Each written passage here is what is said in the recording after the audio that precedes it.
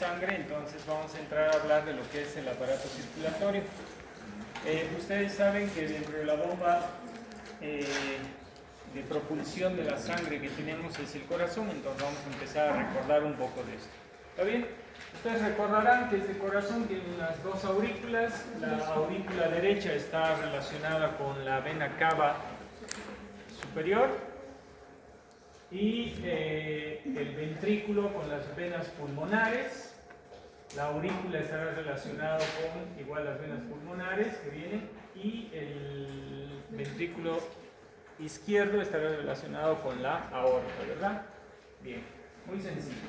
Entonces, recuerden que este órgano trabaja fantásticamente porque todo el funcionamiento está relacionado a dos aspectos: a las células cardíacas especializadas, que son de dos tipos principalmente, ¿no?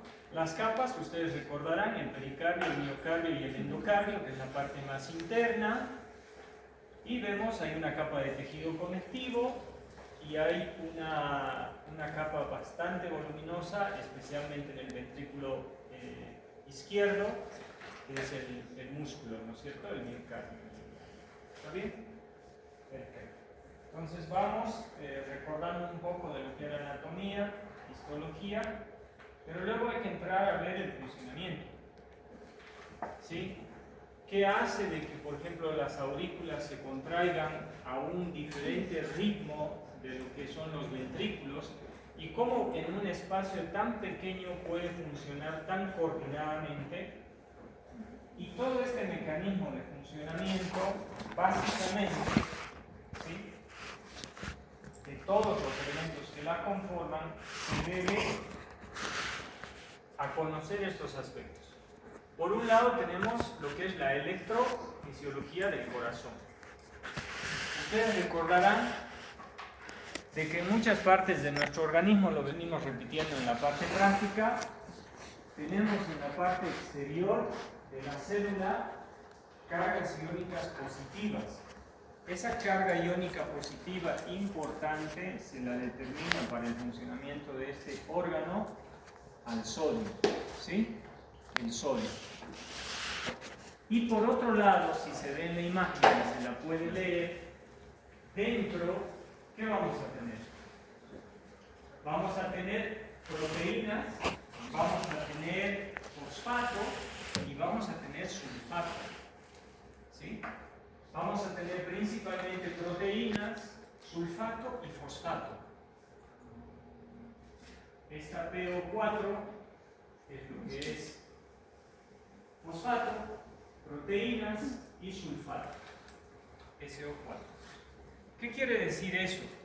De que afuera, si bien tenemos sodio, tenemos calcio también, son iones con carga positiva, al interior tendremos más compuestos iónicos con carga negativa.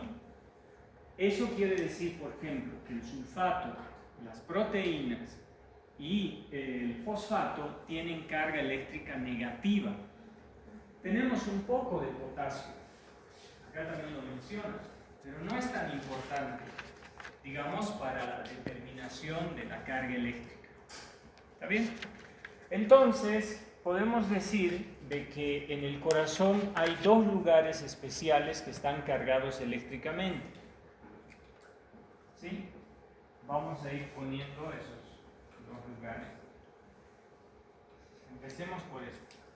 Todas las células cardíacas, debido a que tenemos sodio fuera y cargas negativas dentro, entonces va a hacer que la membrana neuronal de las células cardíacas estén cargadas eléctricamente. Pero como la mayor concentración y la medida que se ha hecho es hacia el interior de la membrana, entonces se determina que estas células, por si acaso, y ojo con eso, están cargadas a menos 90 milivoltios. ¿Sí? Están cargadas a menos 90 milivoltios. Casi todas las células del corazón están cargadas a menos 90 milivoltios. Excepto el nódulo sinoauricular, y el nódulo auriculoventricular, que están cargados a menos 70 milivoltios. Son donde se genera el potencial de acción, que es donde se genera la electricidad, que es donde se genera ese automatismo cardíaco. Entonces ahí tenemos una carga eléctrica distinta. Entonces, para que quede claro, por ejemplo, si yo preguntara ¿de qué depende, o mejor dicho, qué factores influyen para que las células del corazón estén cargadas eléctricamente a menos 90? ¿Se entiende la pregunta? Vuelvo a repetir, por decirles, ¿no? Dicho de otra forma, ¿qué hace, digamos, o qué elementos hacen que las células del miocardio estén cargadas eléctricamente a menos 90 milivoltios? La respuesta es la distribución de los compuestos iónicos, o sea, el sodio por fuera de las células, el sulfato, proteínas y fosfatos con carga negativa. Esa sería la respuesta. ¿Se entiende la pregunta ahora? ¿Sí?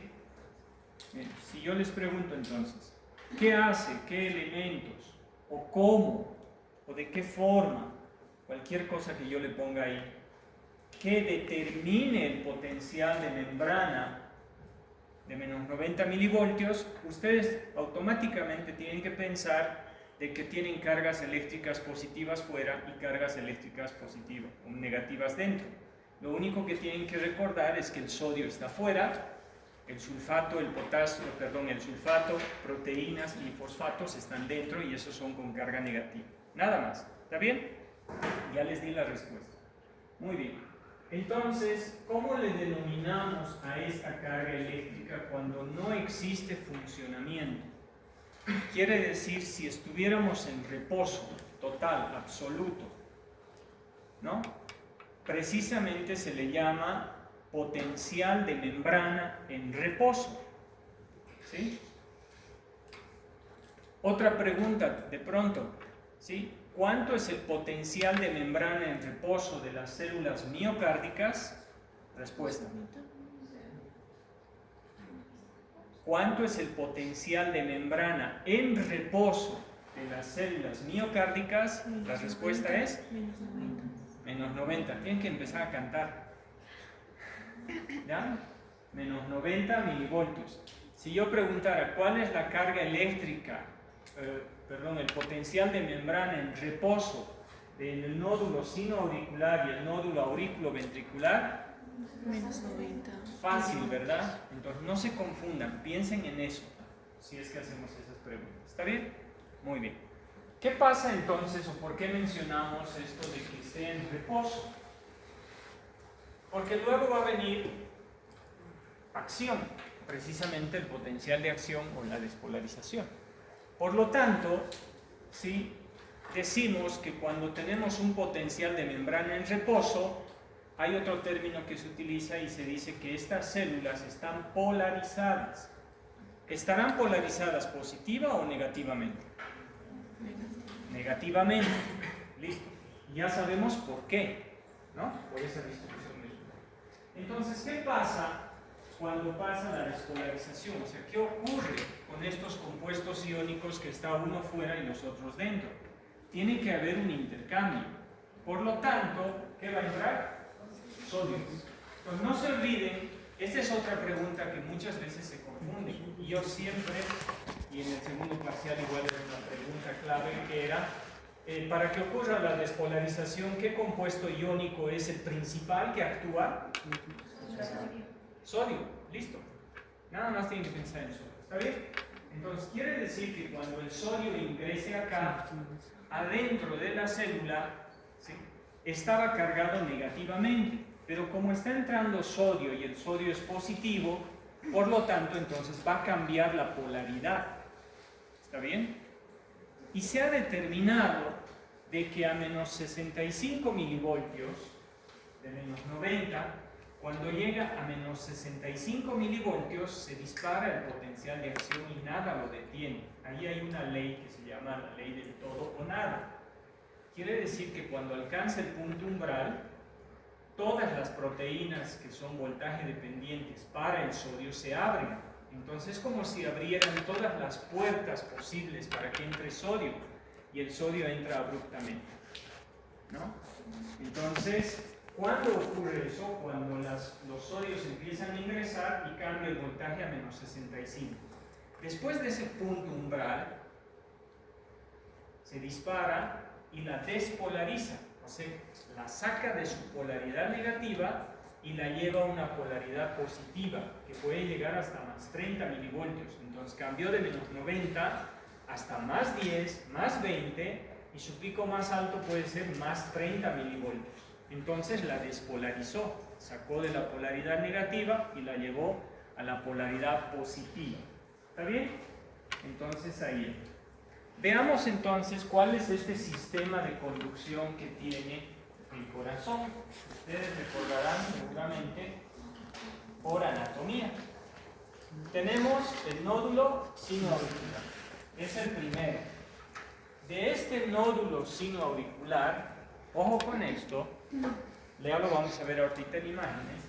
Fíjense, del nódulo sinoauricular nacen, ¿sí?, los tractos de conducción intranodulares y luego nacen los tractos de conducción intraauriculares.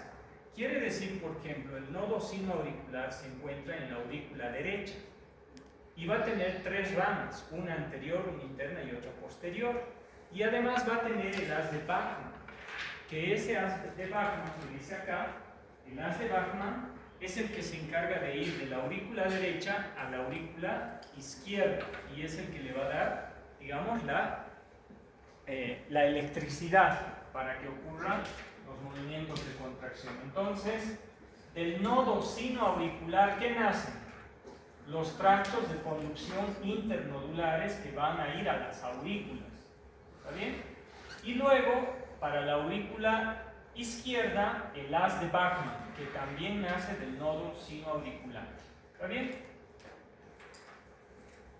Todos estos que nacen, por si acaso, todos estos nacen del nodo sinoauricular. ¿Está bien? Y llegan también a la unión auriculoventricular, que justo está al lado de la válvula tricuspidia, ¿sí? Por encima, por supuesto, está en la aurícula, y ahí vamos a encontrar al nódulo auriculoventricular. Ahora vamos a ver en imágenes, ¿está bien? Es un nódulo, es un cúmulo de células que se llama nódulo auriculoventricular, donde voy a llevar en anatomía, y este nódulo auriculoventricular está conectado con el haz de His, ¿sí? Y después del haz de His van a hacer una rama derecha y otra izquierda para los ventrículos, y después van a hacer las fibras de Purkinje. Entonces, como les decía, todo esto empieza acá, el nódulo sinoauricular, se desprenden ramas para la aurícula derecha, el haz de Bachmann para la aurícula izquierda, llegan al nodo o nódulo auriculoventricular, que sigue estando en la aurícula, justo en el piso de división entre la aurícula y el ventrículo, casi al lado de la válvula tricuspidia, y ese se va a conectar con el haz de His que está entre el tabique interventricular del ventrículo derecho e izquierdo, y después nacen las ramas derecha e izquierda y las ramas de Purkinje. Entonces todo uno. Ahora veámoslo en imagen. ¿Está bien? Ahí está. ¿Lo ven? Entonces fíjense bien la imagen. Acá tenemos el nódulo sinoauricular. Dividimos primero en aurículas y ventrículos. Ahí está el nodo sinoauricular, ¿no? Fíjense, ahí tenemos tres ramas y una que es el haz de Bachmann. Ya las reconocen, ¿no? Una anterior, una externa y una posterior. Estas son las ramas, este es el haz de Bachmann y todo. Este va a ser el nódulo auriculoventricular. ¿Está bien? Y luego ese pequeño espacio va a ser el haz de His. Luego de ahí nacen las ramas derecha e izquierda, Y las ramificaciones que ya van a entrar al músculo, todas las ramificaciones pequeñas acá, las terminales, serán las fibras de Purkinje. ¿Sí? ¿Dónde se genera la corriente? De forma autónoma, automática. En este, ¿verdad? ¿Sí? Este es el principal. Tiene accesorios de reemplazo por si llegara a fallar, por si acaso. Muy bien, entonces desde ahí nace y tiene que ocurrir prácticamente desde que estamos en vientre. ¿En qué semana se consolida el corazón? Divide intrauterina. Y hasta tu último de tus días, ¿no? Esta es otra imagen. Fíjense ustedes acá. Esta imagen me gusta más que la anterior, pero decidí ponerla también la anterior para que se entienda un poco más grande. Desde el nodo sinoauricular, aproximadamente, obviamente todo esto se puede graficar, aproximadamente la corriente pasa de entre 0.03 segundos. ¿Sí? Es muy rápido hasta el nódulo auriculoventricular. Pero ustedes saben que no todas las cámaras del corazón se cierran y se abren al mismo tiempo. Tiene que haber una coordinación.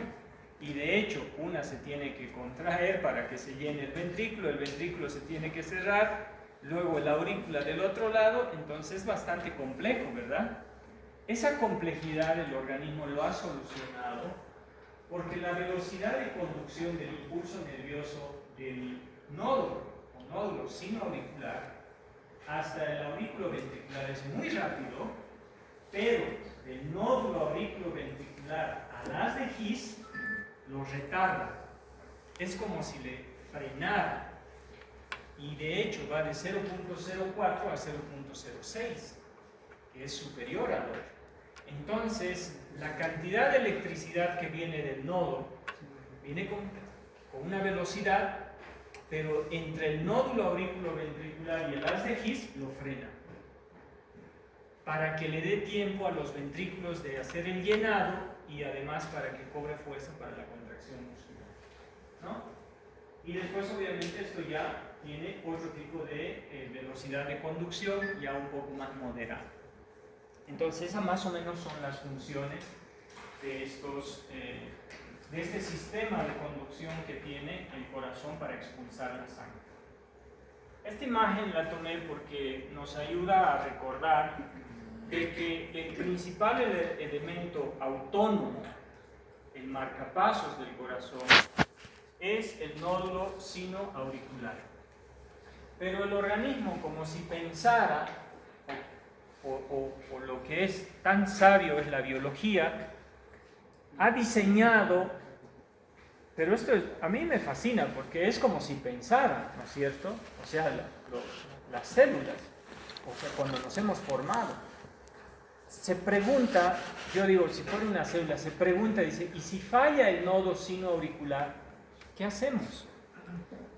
¿Quién hizo este diseño? Porque le puso, o sea, pese a que hay fallas, porque hay problemas cardíacos, pero es fantástico porque si falla el marcapasos original, que es el autónomo, es el principal, le ha dado la potestad al nodo auriculoventricular que funcione como marcapasos accesorio. Entonces, si este empieza a fallar, el que le va a cubrir es este. Pero hay una pequeña diferencia. Este tiene una reacción aproximadamente que te da de contracciones entre 60 a 100 latidos por minuto. Esa es la capacidad que tiene. Cuando falla, el siguiente le cubre para poder ayudarle, pero ya con una disminución en latidos de corazón, de 40 a 60. Pero por si todavía esto fallara, para que no sea tan abrupta la muerte, le ha dado un tercer elemento de rescate que viene a ser a partir de las ramas del haz de His. Es el tercer marcapaso, estas ramas derecha e izquierda, que pueden funcionar autónomamente.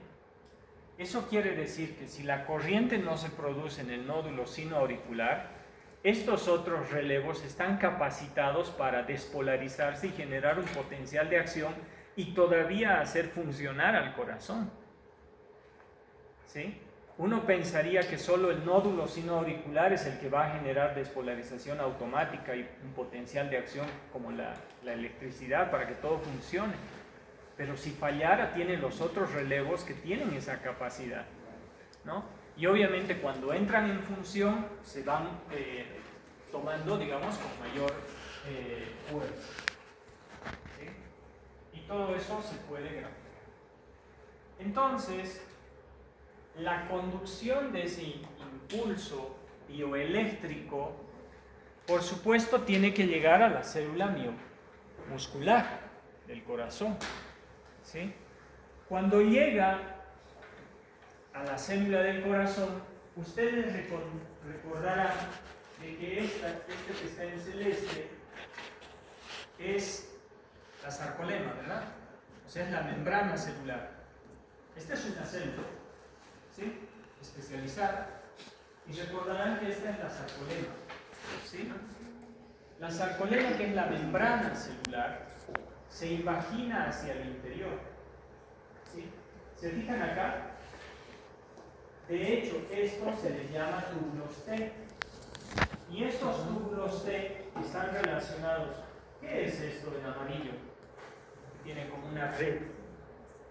Es un organelo citoplasmático. ¿El retículo? Sarcoplásmico. Muy bien. ¿Y este retículo sarcoplásmico qué almacena en su interior? Un compuesto iónico positivo, que es con C, calcio. Bien. Entonces, fíjense, esto igual es muy interesante, porque la unidad funcional y fisiológica de la célula muscular, esquelética y cardíaca es la sarcómera, ustedes ya lo saben. Y una sarcómera estará destinada entre dos líneas secas. Y el diseño también es fantástico porque las líneas zetas de la sarcómera están en relación con la invaginación de la membrana, estos túbulos T. Y además tiene otros túbulos acá, este retículo sarcoplásmico. Entonces ahí hay una triada. Acá en la imagen no se ve bien, pero es una triada así de tres. El del medio es el túbulo T. ¿Qué representa? La sarcolema, la invaginación de la membrana. Y este otro túbulo es del retículo sarcoplásmico y este otro túbulo es del retículo sarcoplásmico de los dos lados, o sea, de la sarcómera derecha y de la sarcómera izquierda. ¿Está bien? Esta triada, entonces, que está acá 3 y acá 3, tiene una razón de ser. Cuando el potencial de acción llega y hace una sinapsis en placa motora acá, en el músculo, lo que va a hacer es abrir canales para el sodio. Y esta membrana también se va a despolarizar. ¿Está bien? Pero la despolarización, fíjense el diseño. Como la despolarización no puede llegar adentro donde están las miofibrillas, por esa razón es que la membrana se invagina hacia adentro. ¿Se dan cuenta? ¿Sí? Por ejemplo, si la membrana estuviera así como un globo nada más, el potencial de acción viajaría solo por la membrana, ¿sí o no? ¿Y cómo llegaría al interior? No llegaría. Entonces, ¿qué es lo que ha hecho esta célula muscular en su proceso de especialización? La membrana viene, se invagina hacia adentro y vuelve a salir. Por eso es como túbulo T. Vuelve a recubrirse, vuelve a invaginar y vuelve a salir. Vuelve a invaginarse y vuelve a salir. ¿Por qué? Porque el potencial de acción tiene que viajar a través de la membrana celular. O sea, en este caso no le llaman membrana celular, se le llama sarcolema, ¿verdad? Para complicar la vida. Entonces, viaja hacia el interior de esa forma. Y fíjense, está muy junto con los túbulos del retículo sarcoplásmico porque ahí se almacena el calcio, acabamos de decirlo, ¿sí o no? Y en este lugar está acoplado a una unión de una molécula que se llama rianodina. Entonces, cuando ingresa, se activa, y la rianodina básicamente es como un portero. Cuando el potencial de acción llega hacia el interior de estas miofibrillas, la rianodina se activa por ese cambio de potencial de membrana y empieza a abrir la compuerta para que salga el calcio del retículo sarcoplásmico. El calcio sale y se empieza a unir. Este dibujo es fantástico. ¿Recuerdan el puente cruzado de actina y miosina? ¿No? En la sarcómera tenemos un filamento grueso y un filamento delgado. ¿Sí? El filamento grueso está al medio y es la miosina, que tiene cabezas. La miosina pesada se llama. Y la otra es fibrilar porque tiene cadenas ligeras. Y la actina, la troponina y la tropomiosina es el filamento delgado y eso se le llama puente cruzado. Cuando el calcio se libera, empieza a activar las cabezas de la miosina que se unen con la actina y empieza la contracción muscular. Entonces el corazón eso hace todo el tiempo. Nace desde el nódulo sinoauricular, manda, llega a la célula muscular, genera la despolarización de esta, la membrana lleva hacia el interior donde están las miofibrillas y donde están las unidades funcionales para la contracción, ¿sí?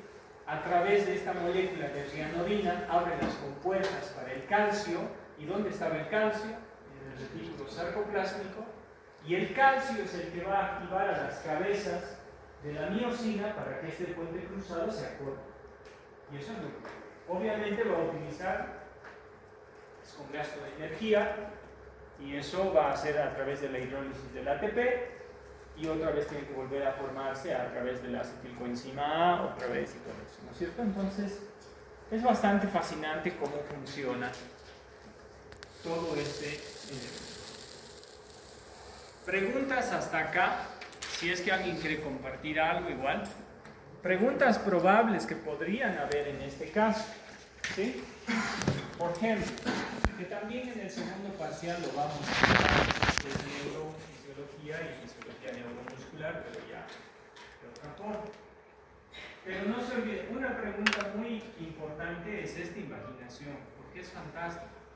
Entonces, por ejemplo, yo les puedo preguntar, el túbulo T, ¿no es cierto? El túbulo T de la célula cardíaca está formada por, o es, ¿qué es el túbulo T? Una invaginación de la sarcolema. Listo, ya está la respuesta. ¿Sí o no? A ver, el túbulo T entonces es, hace una pregunta corta, el túbulo T es una invaginación del sarcolema. ¿Listo? Muy bien. Otra pregunta muy potencial acá puede ser el retículo sarcoplásmico para digamos, la activación o la contracción muscular del miocardio o de las células cardíacas almacena. Listo, ya está. ¿Sí o no? Muy bien. Esas posibles preguntas podríamos llegar. Muy bien. Tal vez alguna más complicada. ¿Podría repetir la última pregunta? ¿Cómo hice? ¿Qué almacena? A ver, de otra forma puedo preguntar, ¿verdad? ¿Cuál es la función principal del retículo sarcoplásmico de la célula cardíaca? Almacenar calcio. ¿Sí o no? ¿Cuál es la función principal o qué almacena el retículo sarcoplásmico? ¿Qué almacena? Otra pregunta potencial por ahí puede ser, ¿cómo está conformada una triada entre sarcómeras? Perdón, la triada. Un túbulo T, que es la membrana, y dos túbulos del retículo sarcoplásmico. ¿Está bien? La triada. Por si acaso, cada sarcómera que es entre línea Z, tiene dos triadas. Tiene aquí y aquí. Y todas se repiten. Esto se repite acá, se repite acá y se va repitiendo así. ¿Por qué? Porque les decía, el potencial de acción viaja por la membrana y abre las compuertas para que salga el gas. Tan diseñado está que esa triada está justo donde las líneas Z de la sarcómera, ¿no?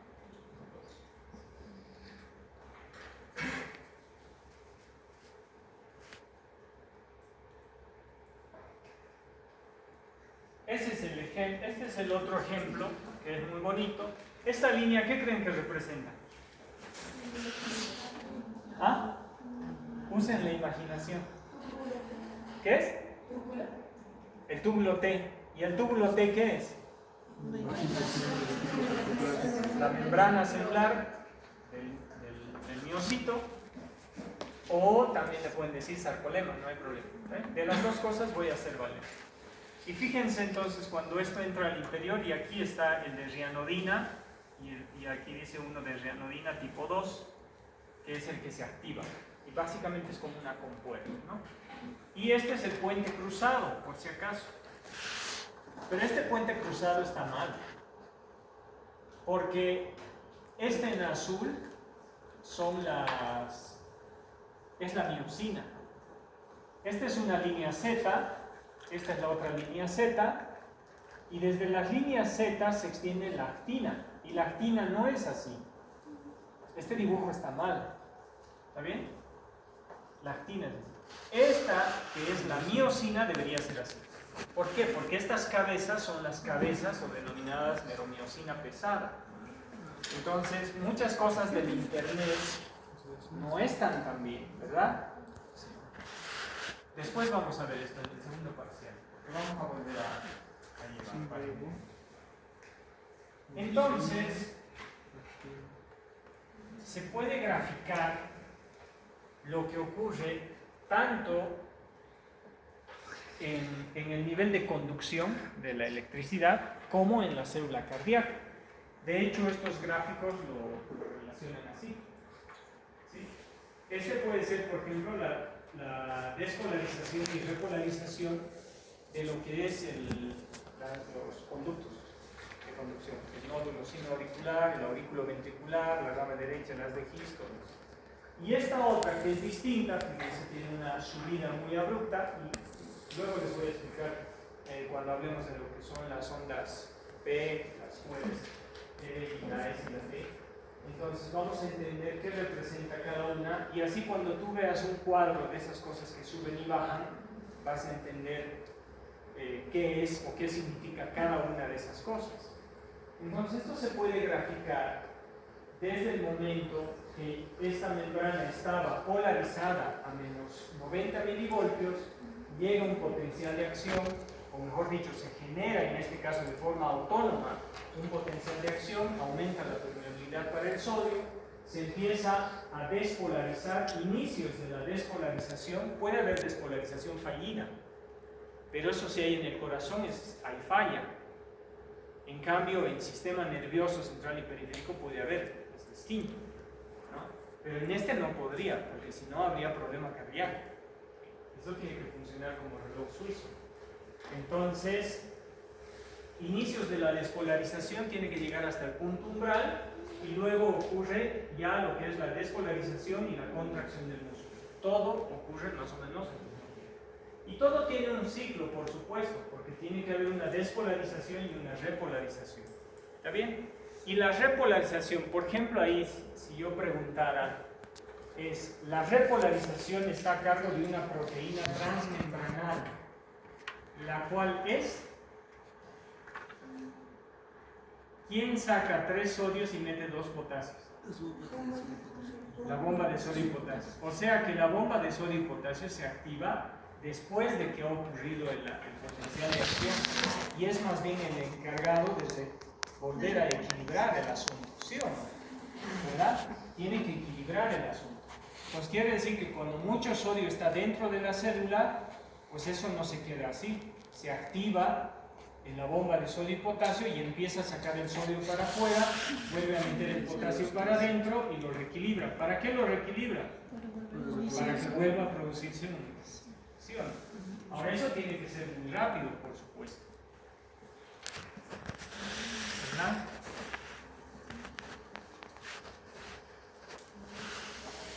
Para entender eso, entonces, debo tener muy claro lo que es el potencial de membrana en reposo, que ya lo hemos mencionado. Debo tener claro lo que es el potencial de acción. Debo tener claro lo que significa la despolarización, cuánto tiempo dura, que es la conducción. Y debo tener claro lo que significa la repolarización. Si nosotros entendemos estos 4 conceptos, entonces vamos a poder saber qué es lo que pasa. De pronto alguno de ustedes ya lo conoce. A ver, quisiera saber.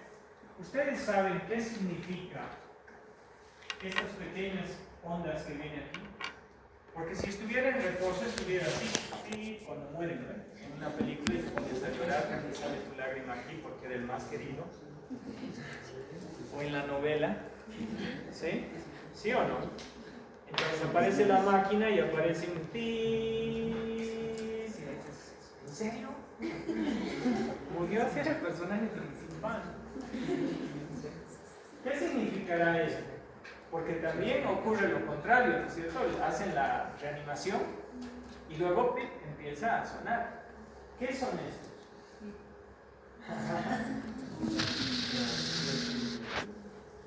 No. Se ha podido graficar la despolarización ¿En la frecuencia cardíaca? no. No.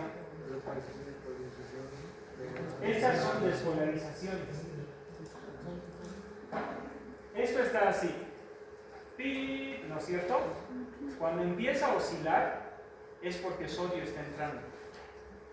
Y cuando se abren las proteínas voltaje dependientes para el sodio se mete, ¿sí o no?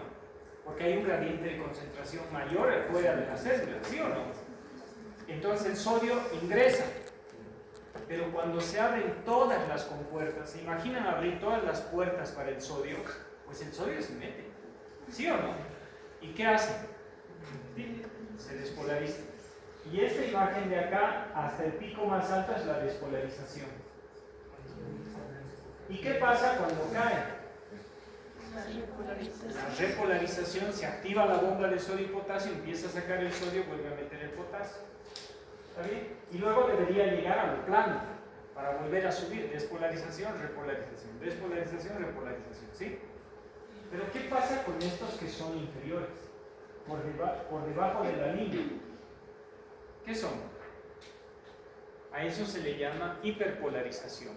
No está ahí. ¿Y cuál es la hiperpolarización? Se despolariza, se está yendo a lo positivo, ¿sí o no? Se repolariza, quiere volver a los menos 90 milivoltios. ¿Estamos de acuerdo? ¿Sí? Pero ¿qué pasa si baja más? Se hiperpolariza, quiere decir se vuelve más negativo de lo que estaba. O sea, estaba a menos 90, ¿verdad? No, estaba a menos 90. Luego cambió a menos 65, a menos 30, y luego fue a más 10, más 20, más 30. Pero cuando ya se repolariza, vuelve. 0, menos 10, menos 20, menos 30, menos 90. Y ahí estaría otra vez en su equilibrio, ¿sí o no? ¿Verdad? O sea, quedamos de acuerdo de que la membrana está cargada a menos 90.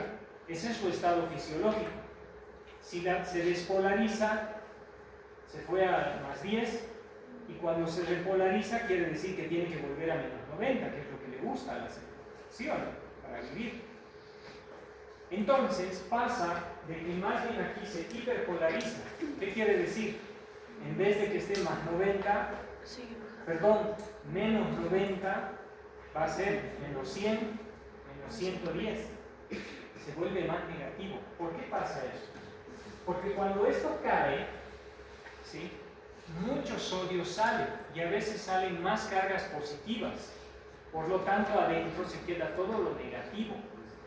Y ahí, en el segundo parcial, les voy a complicar la vida, que hay compuertas especiales para el equilibrio del potasio, que tiene que ver con gradientes de concentración y gradientes eléctricos. Ahora no. ¿Está bien? Entonces, ahí vamos a entender qué es la hiperpolarización, pero más o menos ya sepamos de que la hiperpolarización es cuando se va más negativo de lo que estaba. O sea, de menos 90 se va a menos 100 o menos 110. O sea, más negativo todavía de lo que estaba. ¿Eso es normal? No, no es normal. Entonces hay unas compuertas especiales para el potasio, por donde digamos el potasio entra y vuelve a reequilibrar y lo vuelve a poner a menos 90 milivoltios para que pueda volver a producirse, ¿sí? Entonces, ¿de qué depende eso? Depende del estímulo. Cuando un estímulo es muy fuerte, entonces sube demasiado rápido, pero también la bajada es muy brusca, entonces no llegas a la basal, sino sobrepasa la basal y se hiperpolariza, pero luego otra vez se reequilibra, para que otra vez se despolarice, ¿sí? Y luego vamos a entender que estas, cuando hablemos de corazón, representa una onda cardíaca que es distinta a la del sistema nervioso.